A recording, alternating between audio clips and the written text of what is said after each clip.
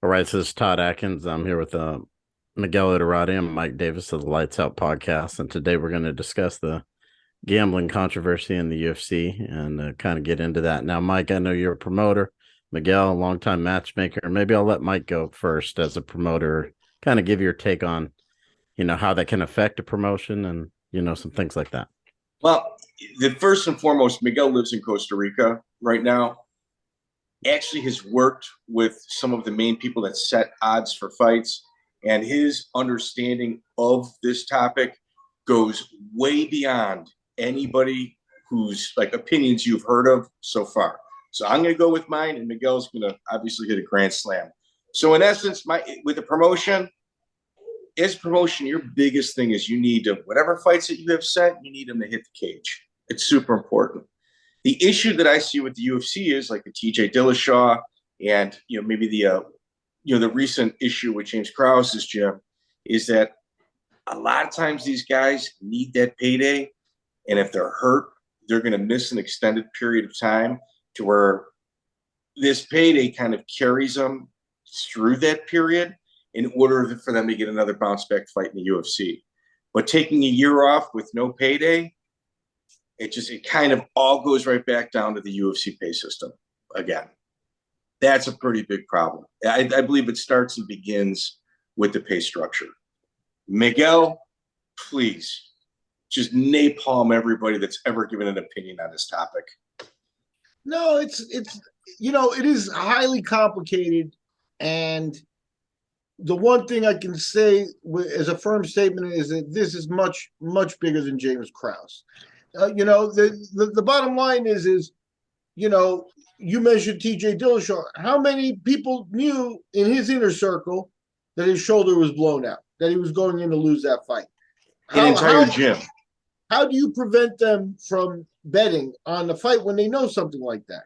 That's the kind of thing. So then all of a sudden the news spreads and money starts coming in. That's where my work at the sports book, I have a little bit of an understanding about it.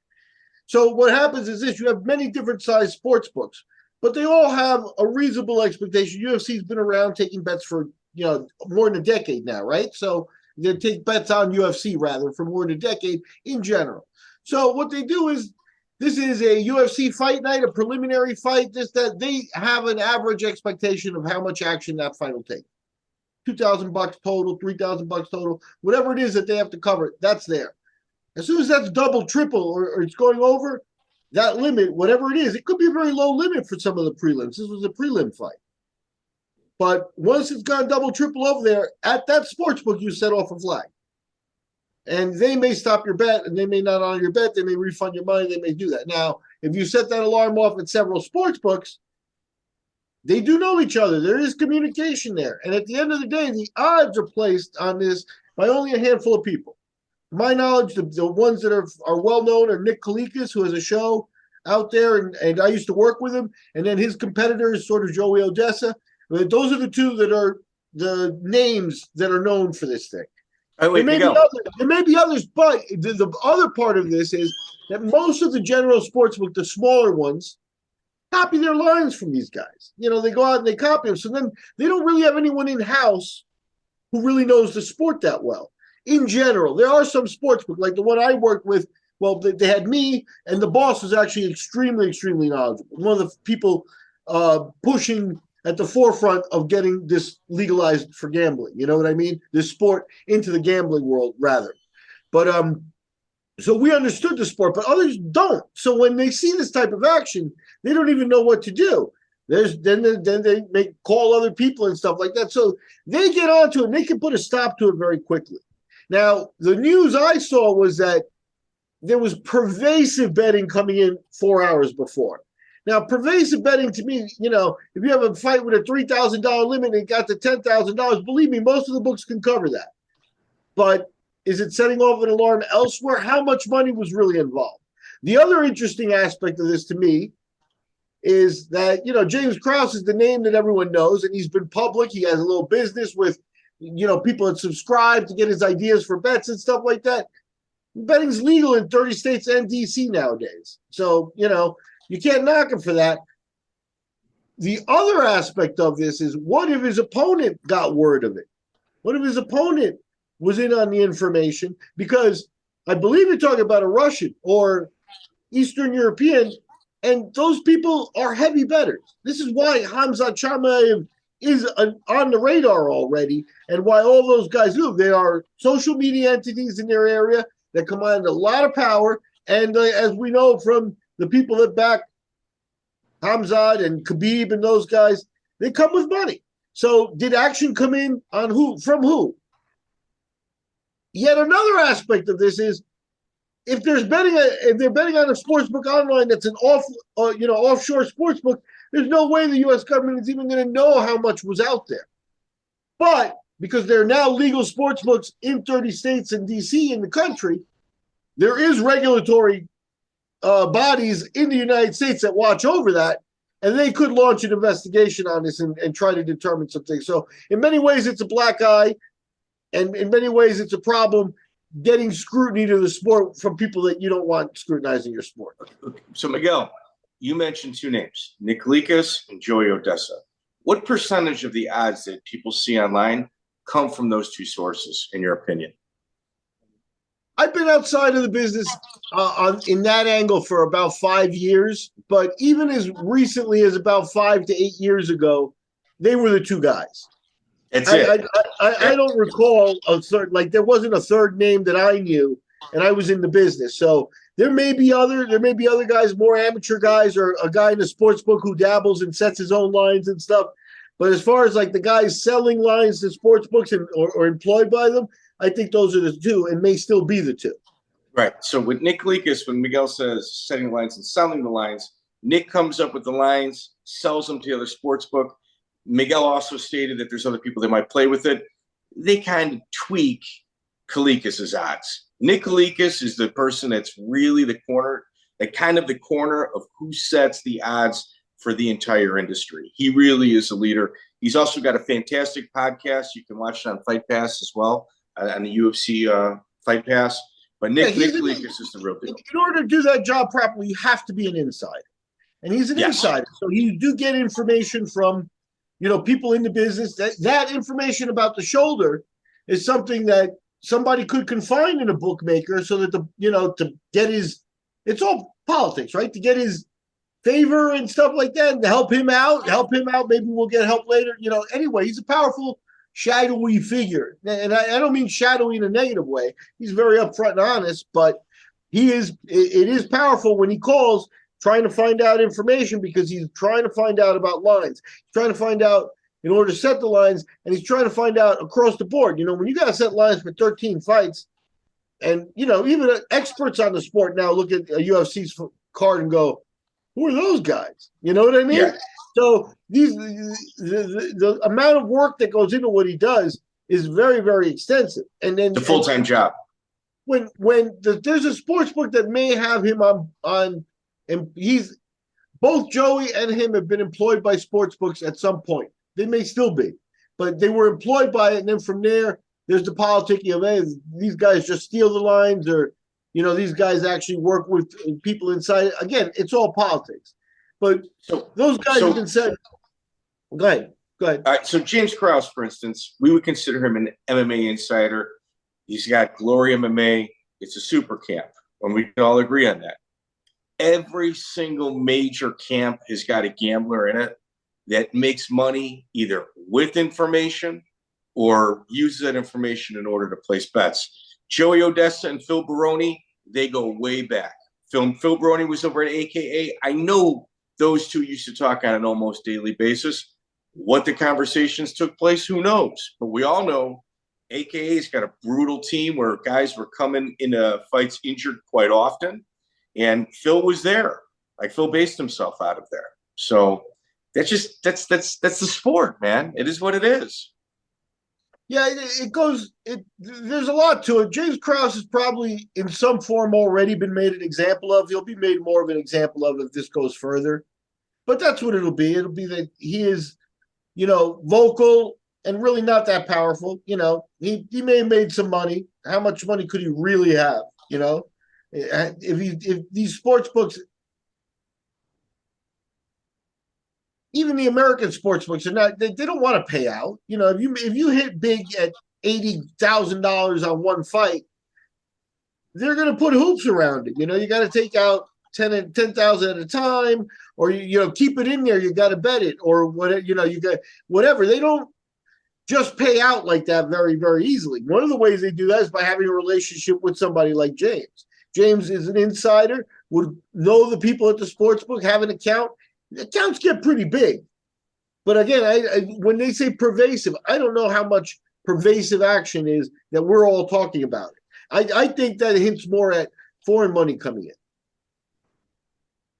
Now, I want to ask you something, just some questions. Do you think that Krause made a mistake being as open about his gambling, as far as like, I got this gambling business, I take over people's accounts, I bet for, was this a mistake on his part in hindsight? Was it legal or illegal? No, I agree. I'm just asking your opinion. Was it a mistake or not?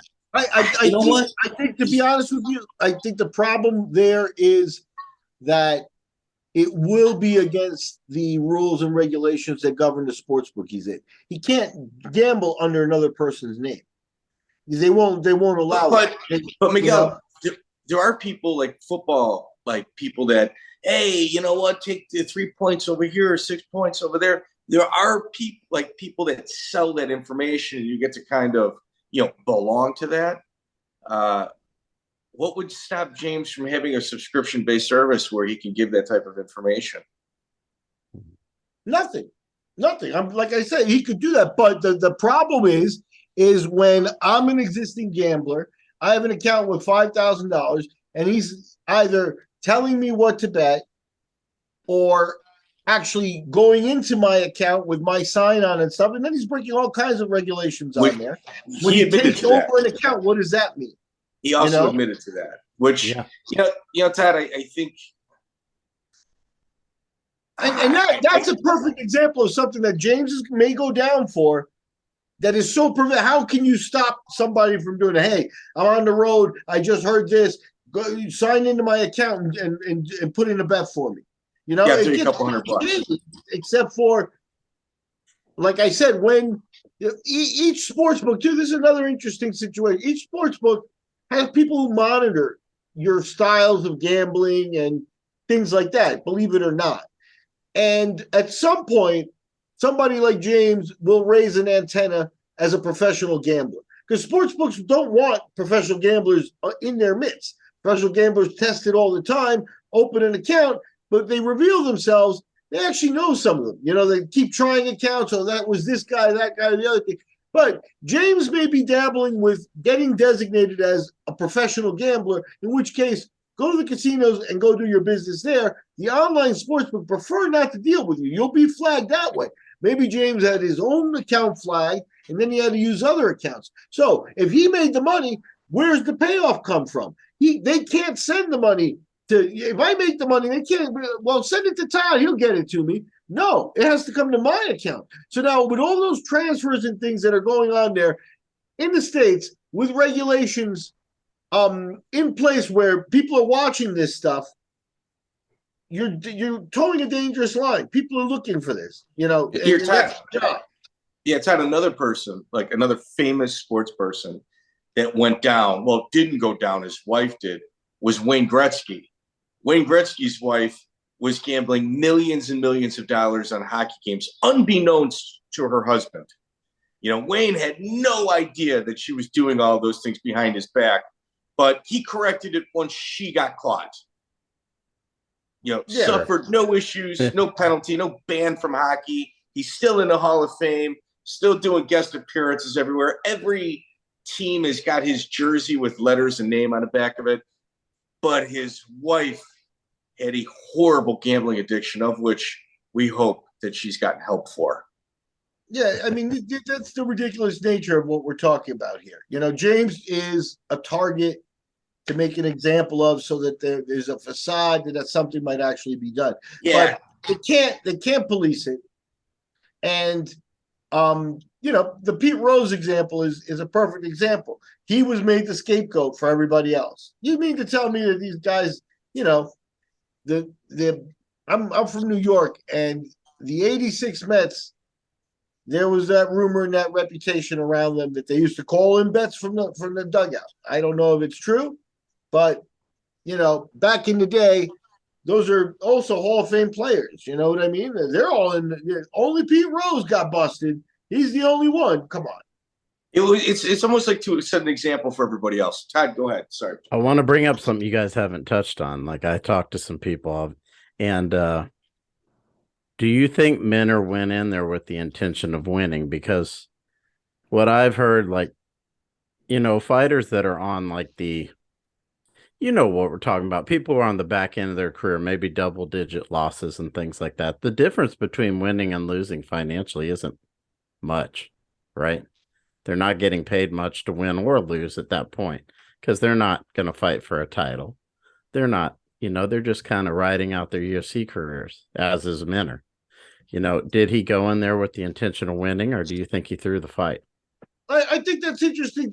Mike identified the initial, as the main problem, the UFC's pay scale, and here it rears its ugly head again. The bottom line is if you're a brand new fighter coming in, maybe you don't have a lot of top side, maybe you're there for a few fights, trying to grab some money, and you started, 5,000 and 5,000. Yeah. But even if you've been around for a decade or, have 10 fights and stuff, 18 and 18, 22 and 22, it's going to be hard to make up in MMA gambling $22,000 on small bets or like parlays and stuff like that. You got to be putting up a good amount of money to make that. So I don't know that. Look, gambling's an addiction. It's a problem for a lot of people because it's not a sure thing, So to say, well, I might not win this fight, but I can sure make more money gambling if I don't win for sure than I would if I tried and won. I don't know how many guys are in that boat where they're going to be able to gamble, to win 20 grand back or, 15, 20, 10, 12. There comes a point where, blue collar middle class comes into play. That everybody has 100,000 that they can put on themselves. You know what I mean? So Ted, we interviewed Gray Maynard and we did a career deep dive on him. And the underlying topic that continued to get brought up was, well, no, I was rehabbing this house, buying this property. I didn't have any time to train. Thank God I got through it. I couldn't miss that fight because I needed that check. And if I didn't have that check, I'd have to go work again. And it was like, this is a guy that fought for a world title, on more than one occasion. And him not being able to make it but taking fights hurt in order so he could pay his bills. That's like, if you're going to lean one way or the other, like Miguel said, there's always a cap, and the cap isn't very high on what you can gamble. And there's only so many places you can place that action. As Miguel had said, they all talk with each other, as they should. It's more often than not, I'd say about 95% of the time, it's, man, I got to pay my bills. All right, if I take a loss here, hopefully I don't get cut. I get another, healthy fight, extend my contract. There was a Korean fighter that I think got pulled from the UFC card. This is about a year and a half ago after some flagrant, betting came in. God, his name escapes me. I apologize for that. I had it in my pre-show notes, but it is what it is. But it's happened more than once. The first time was, I believe, was when the Korean got pulled off of the card before I'm not sure the fight went down or it was right after the fight went down, where they literally visited him in a locker room in regards to, what happened here. Yeah, again, and that makes it very difficult to say. So you're a Korean guy, or you're a Kazakhstani guy. A Kazakhstani sports bettor, how many can there be? But, a couple of thousand guys sitting there, and in the UFC, an international event, there's a dude from Kazakhstan. Who are they all going to bet on? It's just logic. The Koreans are going to bet the Korean. That's just the way it goes. They don't even need to know much about the sport. That's why a lot of these foreign fighters have gotten pushes in the UFC. And this is one of the numbers I believe this is the one they won't talk about. They'll say in public that, your Twitter followers or your Instagram followers and your social media is an important number. They've even come public in saying that, which is a bit of an insult to the hardworking fighter. It doesn't do social media that hard, right? But here's the other number that I believe the UFC certainly looks at, and that is when we put John Jones on there, that cap of how much money gets bet on the fight goes way through the roof. The action taken on each fighter, and each foreign guy comes with that number much higher than your average American. Yep. Todd, let's wrap this bad boy up. All right. So again, this is Todd Atkins, and this has been another MMA Conspiracy Hour episode with Todd, Mike Davis. We got to do the conspiracy sides. There we go. Sorry. All right. So this is Todd Atkins, and I'm here with Mike Davis and Miguel Eldorado of the Lights Out Podcast, signing off another episode of MMA Conspiracy Hour.